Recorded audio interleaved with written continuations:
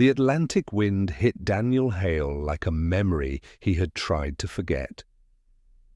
Salt spray clung to his jacket, biting through the seams, sharp and cold enough to wake the ache in his old wounds. He shifted his duffel on one shoulder and stared at the lighthouse that stood crooked against the grey sky. It had cost him $50 for a patch of land, a crumbling tower, and a house attached like a barnacle to the rocks, too cheap to be real, too strange not to follow. Daniel hadn't come looking for home, he had come looking for silence. The real estate clerk back in Portland had laughed when he signed the papers.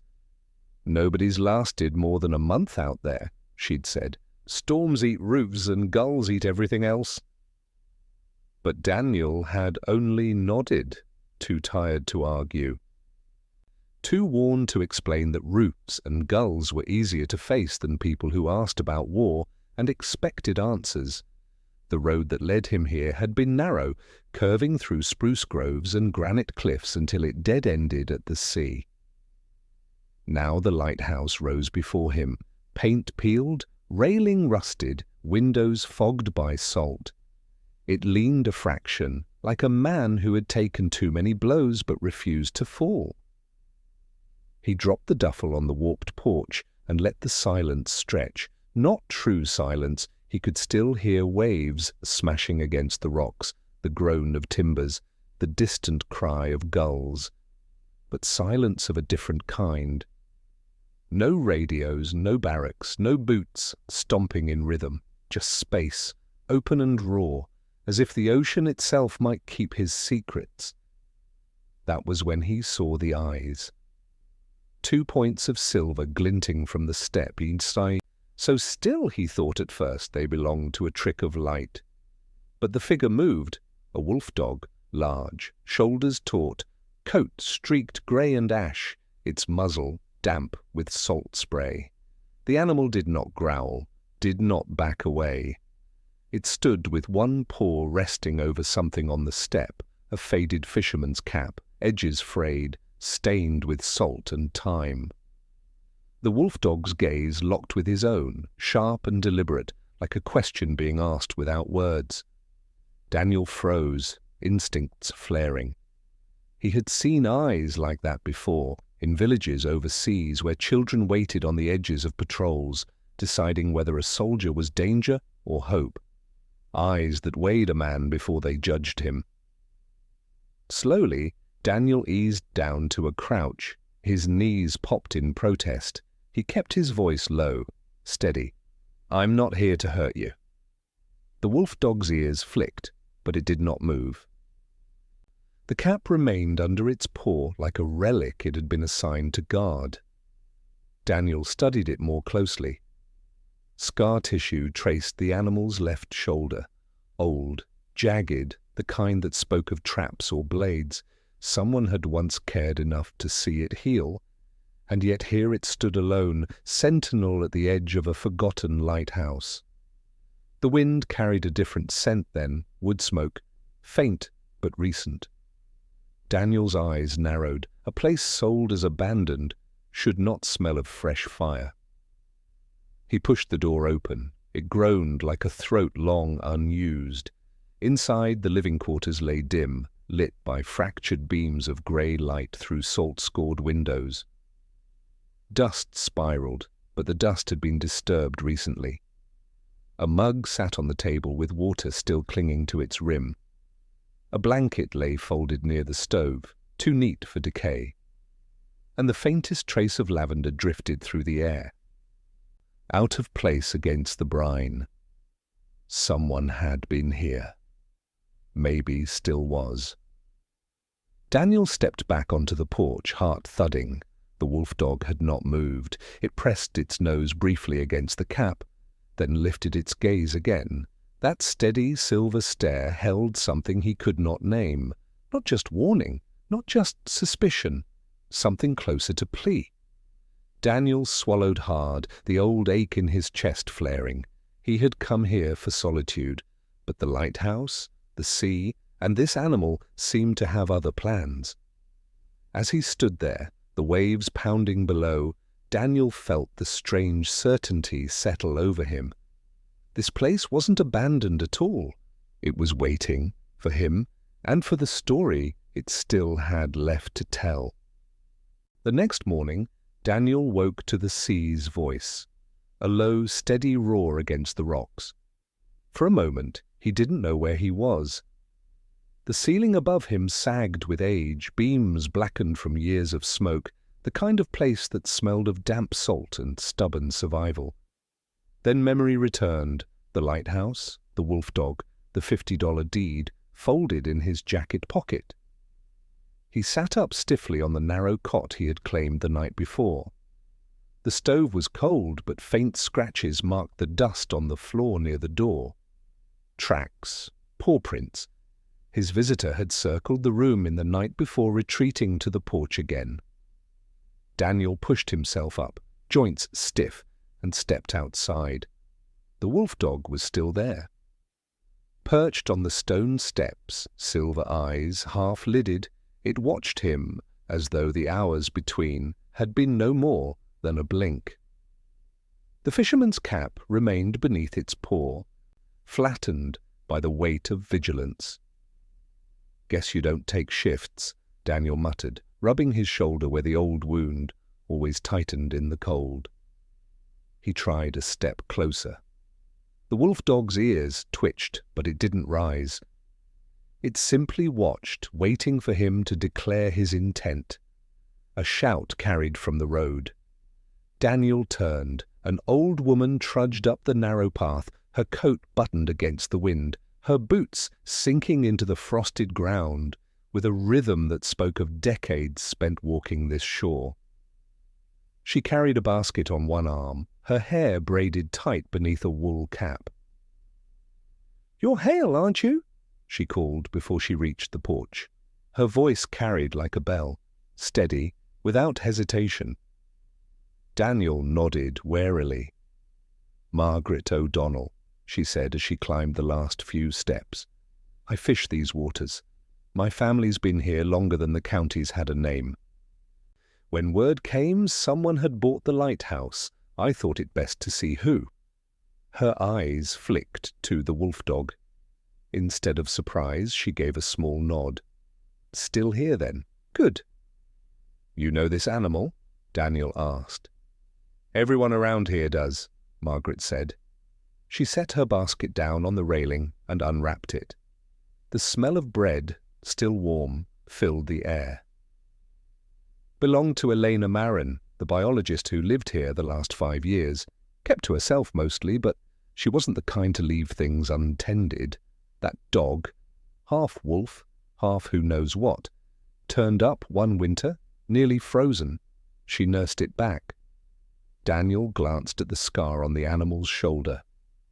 It made sense now. "Where is she?" Margaret's hands paused on the cloth she was folding back into the basket. For a moment the wind filled the silence. "She passed," the woman said finally. "Illness came on fast. Last winter." The words settled heavy. Daniel looked at the wolfdog again. Its ears twitched as if it knew the name had been spoken. "She left notes," Margaret went on, her voice quieter. "Journals, sketches, all sorts of papers. About the animals, the tides, the land itself. She was fighting to get this stretch of coast declared a refuge, but she made enemies. Marcus Rourke, you'll hear that name soon enough.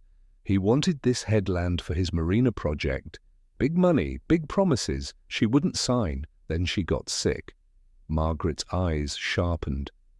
"When she died, the papers vanished. The county listed this place for pennies, like they wanted it off their books fast." Daniel felt the back of his neck prickle. He thought of the faint lavender in the house, the fresh water glass, the warm ash. Not just neglect. Someone had been here after she passed. Margaret lifted the basket toward him. "Bread's for you. She wouldn't forgive me if I let a newcomer starve. But know this, that animal isn't just company. It's her legacy. She called him Storm, said he carried the sea in his eyes." Storm. Daniel tested the names silently. The wolfdog's ears twitched again. After Margaret left, Daniel spent the afternoon exploring the lighthouse. The tower's spiral stairs groaned under his weight, but at the top, the lantern still stood, glass fractured but intact. From there the view stretched wide, endless grey ocean to the east, spruce forest pressing close to the west, the little village a faint scatter of roofs along the cove. Back downstairs he searched the house more carefully. Drawers in the kitchen held jars of herbs, neatly labelled in Elena's hand. In a small room at the back he found a stack of notebooks bound with twine. He opened the first. The handwriting was precise, almost scientific at first. Dates, weather notes, observations of seals and seabirds. Later pages grew more personal. She wrote about Storm, about his injury, about her fears of what Marcus Rourke intended. One line caught his eye. "If I don't fight, this place will be nothing but docks and machines. If I do fight, I may not have the strength. Storm will outlast me. I can only hope someone else will outlast him." Daniel closed the book slowly. The wolfdog had returned to the threshold, eyes steady, watching him as if to ask whether he had understood. For the first time in months, Daniel felt the old weight of duty stir inside him. He had come here to disappear. Instead, he had stumbled into someone else's unfinished battle and a silver-eyed sentinel who refused to let it be forgotten. 3 days later, Daniel realized the lighthouse had a way of listening. The wind whistled through broken shutters, the beams creaked at night like an old man shifting in his sleep, and the sea pounded endlessly below. But underneath those sounds there was always another presence, the sense that the place itself was waiting to see what he would do. Storm never left. At first, the wolfdog hovered near the porch, keeping to the cap as though tethered by memory. But soon he began to follow Daniel at a cautious distance, when he hauled driftwood to patch the fence, when he fetched water from the pump, when he set nails into the warped boards of the porch. Silent company, but steady. It was while mending the porch railing that Daniel first heard the engine. A low growl against the coastal wind. He straightened, hammer in hand, as a black pickup rolled down the rutted track and stopped short of the house. The man who stepped out wore a tailored coat that didn't belong in this weather and polished boots that sank clumsily into the mud. His smile was quick, too quick, and his eyes swept the lighthouse the way a banker sweeps a ledger, looking for value, not history. "You must be Hale," he called. His voice had the smoothness of someone used to selling things that weren't really his. "Marcus Rourke." Daniel set the hammer down, careful, slow. "You've got business here?" "I've got interest," Marcus said easily. He walked closer, hands in his pockets, as if this were his yard. "That lighthouse is a liability. County's been itching to see it cleared for years. Dangerous place, half falling down, but prime location." He gestured to the cove. "A marina here, you know what that's worth? Fishing charters, summer homes, docks full of yachts, jobs for the town, money for the county." Daniel said nothing. He had learned in the service that silence was sometimes the only weapon you needed. Marcus's smile thinned. "Of course, the deed fell to you. $50. Can't imagine why, unless maybe someone in the courthouse owed you a favor." Daniel's jaw tightened. "Paperwork was legal. Lighthouse is mine." "Legal doesn't always mean final." Marcus tilted his head, eyes narrowing. "Elena knew that. She fought me tooth and nail. You know where she ended up." The words carried a cruelty that made Daniel's fists clench. Before he could answer, a low growl rolled across the porch. Storm had risen from his post, shoulders bristling, eyes blazing silver in the grey light. Marcus took half a step back before catching himself. "Well now," he said, masking the flinch with a laugh. Still keeping that mutt, are you? Dangerous animal. The state would take it down in a heartbeat if it bit the wrong person." His eyes lingered on Daniel. Accidents happen. And once they do, no one blames the man who warned you first. Daniel took a single step forward. He's not leaving. Neither am I. The two men stared at each other, the waves smashing rocks behind them, the wolfdog's growl steady as thunder. At last, Marcus gave a small shrug. "Suit yourself," he said lightly. "But don't get too comfortable. Places like this, they don't belong to men like you. They belong to whoever's willing to use them properly. Profit's the only language the county listens to, and I speak it better than anyone."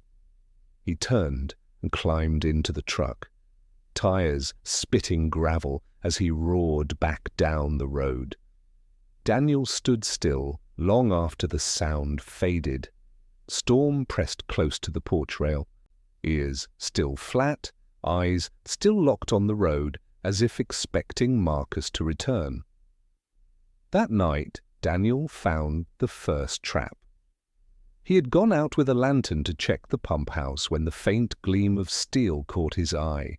Half hidden under brush near the path, jaws open, teeth sharp with grease, a leg-holed trap. His breath came cold. He crouched, pried it open with the lantern pole and set it aside, fresh, recently oiled. Storm padded up behind him, sniffed, growled low. Daniel rubbed the wolfdog's ruff gently, grounding himself in the warmth of fur against the chill of anger. By dawn he had found 2 more traps, one near the orchard, one at the edge of the cliff trail. None of them rusted. None of them abandoned. When Margaret stopped by with fish that morning, he showed her the pile of steel on the porch. Her mouth pressed into a hard line. "That's Marcus," she said. "Always smiling in daylight, always scheming in the dark. He'll say the wolfdog's a danger. He'll say you can't keep him here. But those traps, that's not about safety, that's bait. He wants you scared enough to run." Daniel felt his chest tighten, old instincts rising, map the threat, set defenses, prepare for escalation. But this wasn't a battlefield. It was a crumbling lighthouse, a legacy left behind by a woman he had never met, and a wolfdog who trusted no one but had not yet walked away. He looked at Storm, at those silver eyes waiting on him. "I didn't come here for a fight," Daniel said quietly. Margaret's gaze was sharp. "Maybe not. But the fight came for you. Question is, will you stand?" Storm lowered his head, resting it briefly on the cap, still lying on the step, as though answering in silence. For Daniel, the answer came just as clear.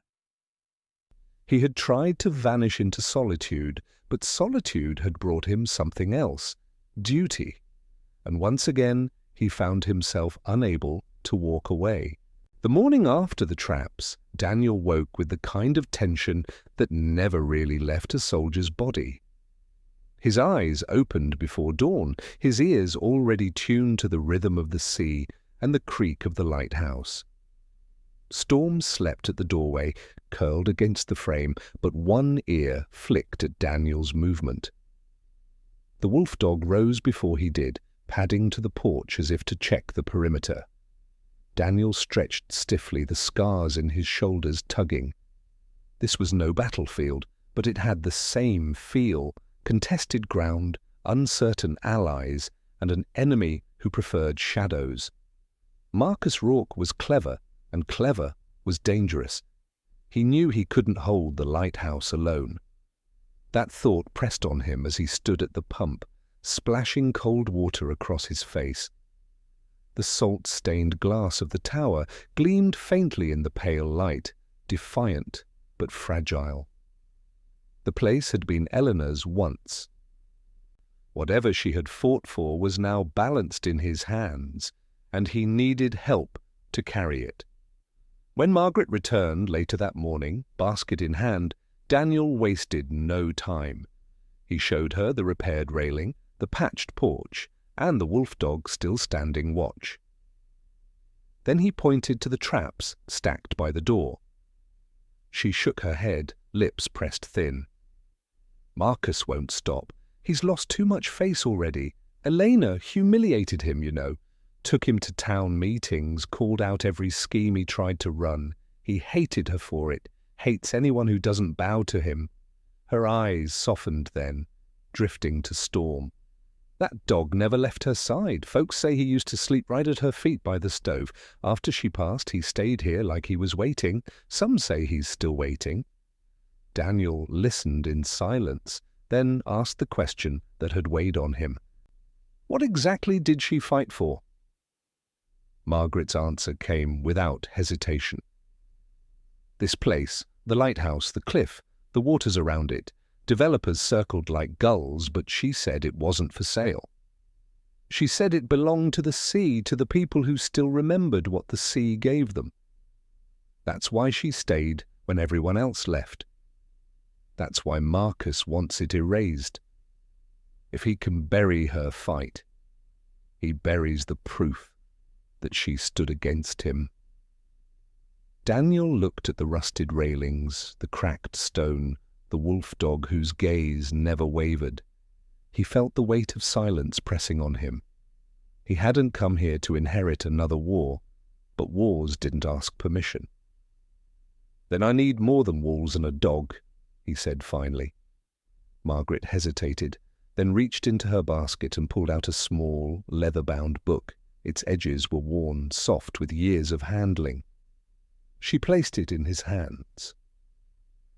Elena kept this, she said, wrote down every storm, every fight, every meeting. Her words are clearer than mine. You should read them. You'll know what she stood for. Maybe you'll know how to stand where she left off. That night, with the wind clawing at the shutters, Daniel sat by the dim lantern and opened the book. The handwriting was neat, careful, the kind of script learned in schools long before his time. He read entries about storms that tore shingles from the roof, about gulls nesting in the rafters, about nights when loneliness pressed so heavy she nearly gave in. But woven between those lines was fire, defiance at county boards, warnings of Marcus's backroom deals, fierce vows never to sell what the sea had given. And scattered among the pages were softer notes, Storm as a pup curled at her feet, the lavender she grew in clay pots by the windowsill. The hope that one day the lighthouse would be more than hers alone. By the time he closed the book, Daniel's chest ached with a weight he hadn't expected. He was no heir to this woman, no kin, but her fight felt familiar. A line you didn't cross, a stand you didn't abandon. Storm lifted his head from where he lay by the stove and fixed him with that steady silver gaze. Daniel almost swore the dog was asking, "Will you carry it?" The next morning, Daniel made the first move. He walked into the village with Storm at his side, ignoring the wary stares that followed them down the street. He found Margaret outside the church, speaking with an old fisherman named Cal Everett. Cal's hands were twisted with years of nets and storms, his beard gone to white, his voice like gravel dragged across stone. "You're Hale," Cal said, squinting. "Bought the light." Daniel nodded. "And Marcus has a problem with that?" Cal barked a laugh. "Marcus has a problem with anyone who doesn't kneel. You planning to fight him?" "Planning to stand," Daniel said, simply. The old fisherman studied him for a long beat, then spat into the dirt. "Elena stood, cost her near everything. If you're going to do the same, you'd better not falter when the wind turns. Folks around here don't forgive faltering." Daniel met his gaze. "I've seen worse storms than Marcus Rourke." That earned the first flicker of respect in Cal's eyes. By afternoon, others had approached, quiet, cautious. A grocer who remembered Elena's stubbornness. A teacher who said the lighthouse had once been a landmark for her students' drawings. None offered open allegiance, not yet, But Daniel saw the glimmer of something Marcus couldn't buy: memory. That evening, Daniel walked the grounds of the lighthouse with Storm pacing beside him. He set the traps he had found in a pile by the gate, a warning marker. He tightened shutters, checked lantern oil, laid tools where they'd be ready. The sea boomed below, endless and heavy. For the first time since arriving, he didn't feel like a tenant. He felt like a keeper. Storm pressed close, his muzzle brushing the brim of the fisherman's cap still lying on the step. A strange peace settled in Daniel's chest then, thin but real. He had not chosen this fight, but he would not abandon it. And when the wind carried the distant growl of Marcus's truck back up the road, Daniel stood taller, hand resting on the wolfdog's ruff. He was not alone anymore. The summons came in a plain envelope, slid beneath the lighthouse door one dawn when the tide was still high. Daniel bent to pick it up, Storm nosing curiously at the paper, ears pricked. The seal of the coup inside, the words were sharp as bayonets, Marcus Rourke. It was no surprise. Marcus had tried intimidation and failed. Now he was choosing the battlefield he thought he owned, the law. Daniel sat at the kitchen table, letter spread before him. He had seen war dressed in many uniforms, sandstorms, gunfire, silence between barracks walls. This one came dressed in paper and ink. But the intent was the same: break your enemy before he could stand. Storm pressed his muzzle against Daniel's hand, as though reminding him he wasn't standing alone. News of the case spread through the fishing village faster than tidewater. By the time Daniel walked into town 2 days later, people stared at him openly. At the grocer's, a woman whispered, "That's the one Marcus is trying to bury." Another muttered, "Poor fool, doesn't know who he's fighting." Yet others exchanged quieter looks, uncertain but not hostile. Elena's shadow still lingered in their minds. Margaret met him outside the post office, face grim. "Marcus stacked the council years ago. He's got the judge in his pocket, half the lawyers too. If you stand in that courtroom alone, he'll chew you to bone and spit the rest to sea." Daniel nodded. "Then I won't stand alone." That evening, he went to Cal Everett, the old fisherman who had once warned him about faltering. Cal listened in silence as Daniel explained the suit. "Marcus claims the deed was never valid," Daniel said. "He says Elena's will was contested, that the lighthouse belonged to him through some old loan no one can prove." Cal spat into the fire pit. "Marcus spins lies faster than nets, but lies don't last if enough hands pull them apart." He leaned closer. "Elena kept records, boy. She wrote down every debt, every meeting, every insult Marcus ever tried to pass as law. You've seen that journal. You've got proof stronger than his pockets." Daniel thought of the leather-bound book, Elena's handwriting steady even in fury. Proof. But proof meant nothing if no one was willing to speak it aloud. "I'll testify," Cal said gruffly. "I was there the night she burned his false contracts in front of the council. I remember every word." The old man's voice cracked, but his eyes were fierce. "She trusted me. I won't let her fight die with silence." For the first time, Daniel felt the tide shift. The courthouse smelled of varnish and dust, a world away from the salt-soaked cliffs. Daniel wore his only decent coat, shoulders stiff.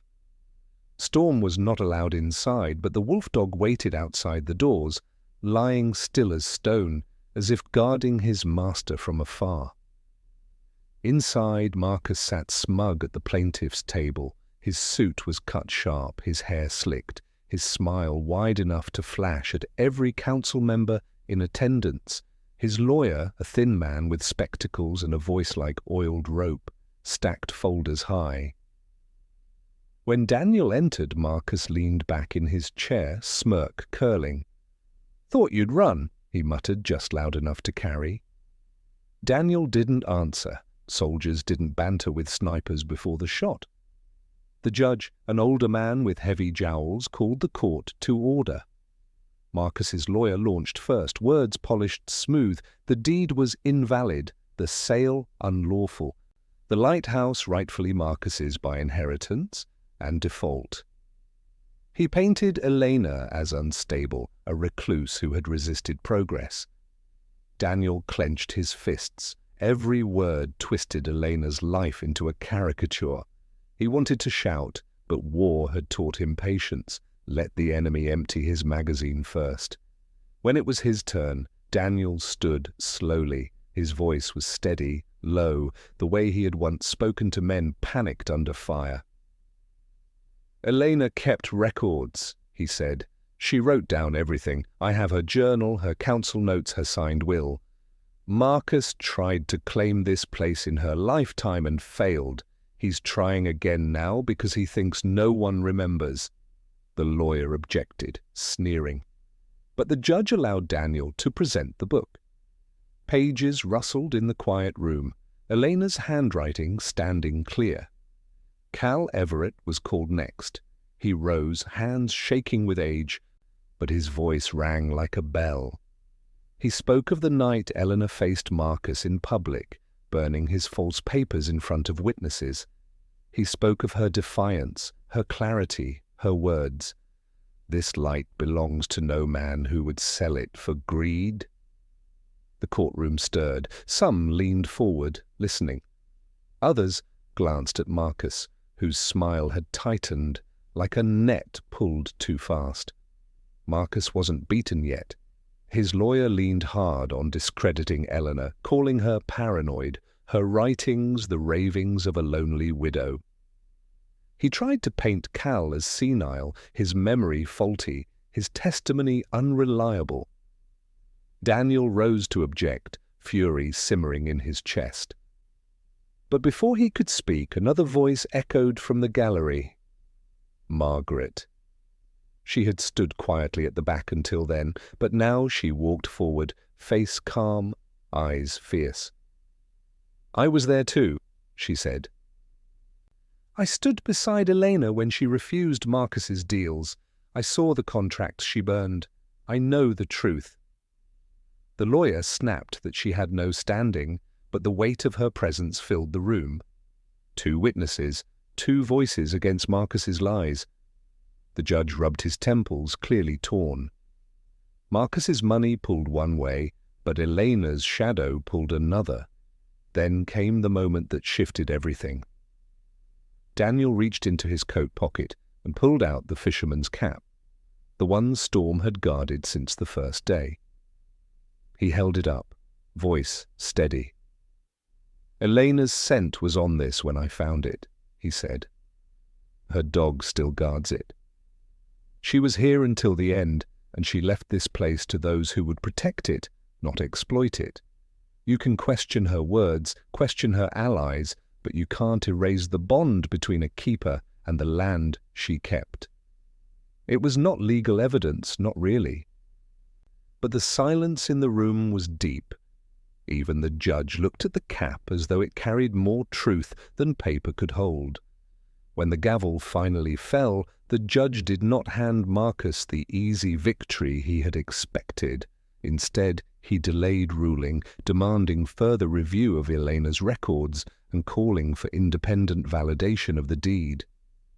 It was no triumph, but it was survival, breathing space in a war meant to smother him. Outside, Daniel pushed through the courthouse doors. Storm rose instantly, pressing against his side. Margaret and Cal followed, faces weary but resolute. You bought us time, Margaret said. That's more than anyone thought possible. Daniel looked toward the sea, distant but steady. Time's enough, he said. A storm can be weathered if you don't face it alone. Marcus emerged moments later, jaw tight, eyes dark with rage. He didn't look at Daniel, not directly. But his meaning was clear. This wasn't over. And Daniel, hand resting on Storm's neck, accepted that truth. Battles never ended in one volley. They stretched, wore you down, tested what you believed. The fight for the lighthouse had only begun. The courthouse doors closed behind Daniel with a heavy thud, but the echo followed him for days. Every morning he woke in the lighthouse with the taste of oak-panelled walls, and Marcus's sneer still fresh in his mouth. The gavel hadn't ended the battle, only suspended it, like a storm cloud lingering on the horizon, waiting for the right wind to break.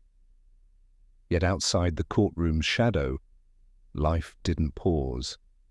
The tides kept rising and falling against the cliffs, gulls kept crying above the harbour, and the beacon of the lighthouse still burned each night under Daniel's steady hand.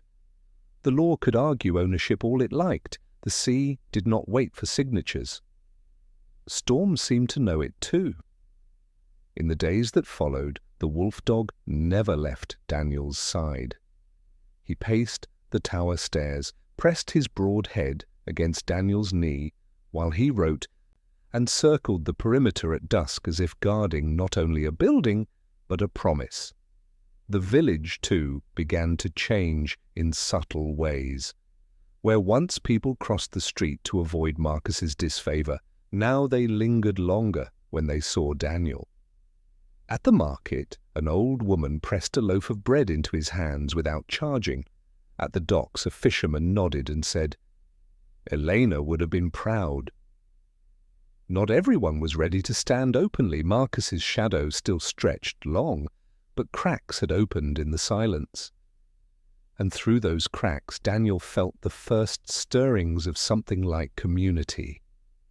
Margaret came often, carrying baskets of vegetables or stacks of letters.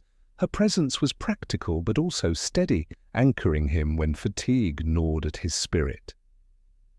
"Marcus thrives on fear," she said one evening as Storm lay snoring at their feet. "He's losing his grip because people finally remember what courage looks like." Daniel smiled faintly. "I don't feel very courageous, mostly tired."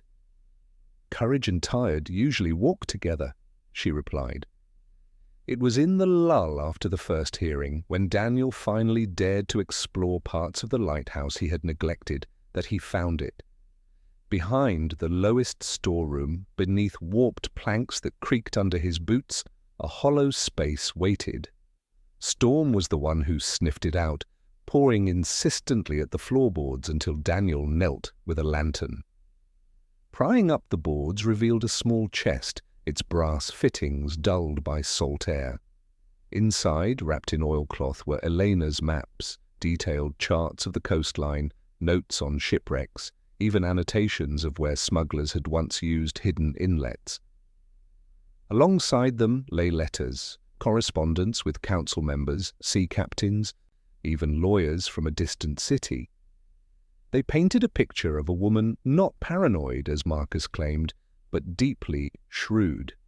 She had anticipated challenges, had documented every attempt to steal the lighthouse, and had quietly built a record strong enough to withstand even Marcus's reach. Daniel read until his eyes blurred, Storm's breathing steady beside him. Every page was another weapon Marcus had not counted on. "Elena," he whispered, tracing her handwriting. "You left more than a light. You left a shield." One evening, a week after the discovery, Daniel walked the cliffs with Storm. The sea below churned restless, waves battering rocks in sprays of foam. The lighthouse loomed behind them, its beams sweeping a slow, solemn arc across the horizon. Storm halted suddenly, ears erect, hackles rising. Daniel followed his gaze to the far ridge. A figure stood there, too distant to recognize, but broad-shouldered, unmoving, watching. Marcus, or one of his men? The figure turned and disappeared into the trees, leaving only the whisper of wind. Daniel's jaw tightened. The courtroom had not silenced Marcus. If anything, it had sharpened his hunger. But Daniel no longer felt the same gnawing fear he had in those first weeks. With Elena's papers hidden safely, with Margaret and Cal by his side, With Storm at his heel, he felt something closer to readiness. In the weeks that followed, Daniel began repairs on the lighthouse that Elena had long postponed. He patched cracks in the stone, replaced rusted fittings, and polished the great glass lens until it gleamed like new. The work was grueling but grounding. Each nail driven, each bolt tightened, felt like staking a claim not just in law, but in flesh and bone. Neighbors began to drift up the path, offering help. Cal brought ropes and a spare pulley, a pair of fishermen painted railings. Margaret sewed new curtains for the keeper's quarters. Even children came, chasing Storm along the cliff path, their laughter startling gulls into flight. The lighthouse, once lonely, breathed with life again. Daniel often paused in the evenings, watching as the lantern ignited against the dark. He remembered his days in uniform, where light meant safety, meant survival. Now, as the beams swept out to sea, he felt a different kind of mission. Not guarding soldiers in a desert war, but guiding lives through storms closer to home. Renewal came with its own trials. One night, smoke curled against the horizon, not from ships but from the edge of the village. A shed near the docks had caught fire. The winds were strong, threatening to spread flames toward homes stacked close together. Daniel and Storm ran with others toward the blaze.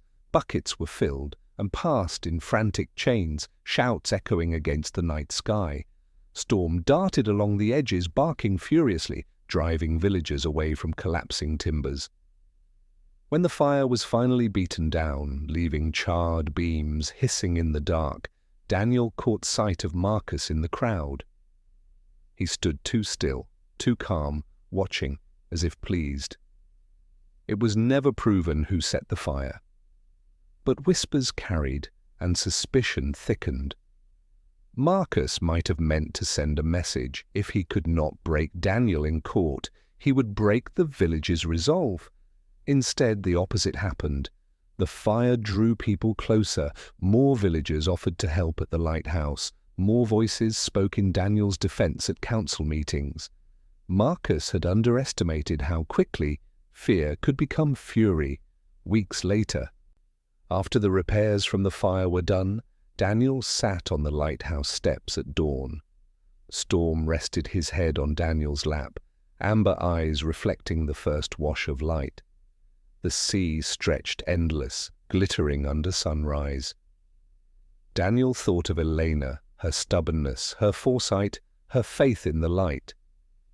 He thought of the courtroom yet to come, the battles still waiting, but he also thought of the laughter of children running the cliff path, the firm grip of Cal's hand as he hoisted ropes, Margaret's quiet strength as she stitched curtains. Renewal wasn't only in wood and stone, it was in trust, stitched back one day at a time. Daniel spoke softly, almost to himself, almost to Elena. "We're not done yet, but we're not alone either." Storm thumped his tail against the stone, as if in agreement. And when the lantern flared to life that night, its beams sweeping the sea, it was not just a signal to sailors, it was a promise. The light still burned and would keep burning through storms of law, of greed, of fire. The second trial came in spring, when the cliffs burst with wildflowers and the sea carried the smell of thawing earth. Yet inside the courthouse the air was heavy, as though every whisper and scrape of a chair belonged to Marcus. Daniel sat at the long oak table. Storm curled at his feet like a shadow given form. Margaret, steady as ever, adjusted her papers, while Cal loomed behind them with crossed arms, an anchor of presence. Across the aisle, Marcus leaned forward in his chair, a hawk watching prey. His lawyers fanned papers, their smiles thin, predatory. The judge's gavel cracked, and the final reckoning began. Marcus's strategy was as relentless as the sea in winter. His lawyers called witnesses who claimed Elena had been unstable in her last years. They painted Daniel as an opportunist, a drifter, clinging to a lighthouse he had no right to. Every word struck like salt in wounds Daniel thought had long scarred. But then Margaret rose with Elena's letters. She laid them out carefully, one by one. Maps spread like wings across the table. Each was Elena's voice echoing through time, her meticulous notes, her foresight in documenting Marcus's every maneuver, her unwavering intent that the lighthouse remain under her guardianship until a successor she trusted could carry it on. The judge read silently, brow furrowed. Jurors leaned forward, some nodding slowly. The tide was shifting. Daniel did not speak often, but when he did, his words came from marrow. He spoke of nights at sea, when the beam of a lighthouse meant life, of Elena's kindness when he first returned home, broken from war, of Storm's loyalty as a living reminder that guardianship is not only for people, but for all who depend on the light. He did not raise his voice. He simply told the truth, and sometimes truth, like a tide, erodes stone where nothing else can. When Marcus himself took the stand, his confidence cracked at last. Margaret produced Elena's final sealed letter, one Daniel had found wedged in the false floorboards. In it, Elena detailed a bribe Marcus had offered years before, a thinly veiled attempt to take the lighthouse under his control. She had refused, and her words carried both fire and finality. The sea does not belong to men like you. The lighthouse is for sailors, for families, for those who trust the light, not for profit. The courtroom murmured. Even the judge paused longer than necessary. Marcus's protestations rang hollow against Elena's steady voice. When he slammed a fist on the stand, it was no longer conviction but desperation. The jurors saw it too. For the first time, Daniel looked at Marcus not with fear, but with something closer to pity. A man who had spent his life clawing for control had finally discovered that not everything could be owned. It came on the third day. The gavel fell. The lighthouse, by law and by right, belonged not to Marcus nor his company, but to Elena's chosen successor, to Daniel. The courtroom exhaled as one. Marcus's face twisted in rage, but the power behind his name had fractured. He left without speaking, his footsteps harsh against the marble floor. Margaret pressed a hand to Daniel's shoulder. Cal clapped him on the back hard enough to make him stumble. Storm let out a single sharp bark, as if he too understood victory when he heard it. Daniel closed his eyes briefly. Relief washed over him, not as triumph, but as release.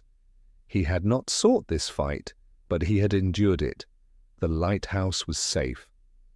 Elena's promise was safe. In the weeks that followed, the lighthouse became more than stone and flame. It became the village's heart. Neighbors came not only to help repair, but to celebrate. Children painted murals on driftwood planks depicting ships guided home. Fishermen told stories on the steps as Storm dozed at their feet. Margaret organized evenings where letters were read aloud, Elena's words mingling with new ones, weaving past and present together. Daniel repaired the last cracks in the lens himself. On the night it was relit in full, the entire village gathered on the cliffs. The beams swept across the horizon, strong and clear, a promise renewed. Applause broke out, mingling with the thunder of waves. Daniel stood quietly at the railing, Storm pressed to his leg, watching light slice into darkness. He thought of Elena, her defiance, her vision. He hoped, wherever she rested, she could see the flame she had entrusted to another still burning. Life did not soften simply because the verdict was won. There were storms still, ships lost and found, nights when wind howled so fiercely it rattled the tower. But Daniel no longer bore them alone. Storm grew into his role as guardian with uncanny instinct. Once, when a child wandered too close to the cliff, it was Storm's bark that pulled adults to the spot in time. Another time, during a gale, Storm paced restlessly until Daniel discovered a window bolt loose, one that might have shattered in the storm, letting water flood the lantern room. The wolfdog was more than companion. He was part of the lighthouse's legacy. Elena had chosen well, even in him. Years later, when Daniel's hair silvered and his hands stiffened from age, the lighthouse still stood bright.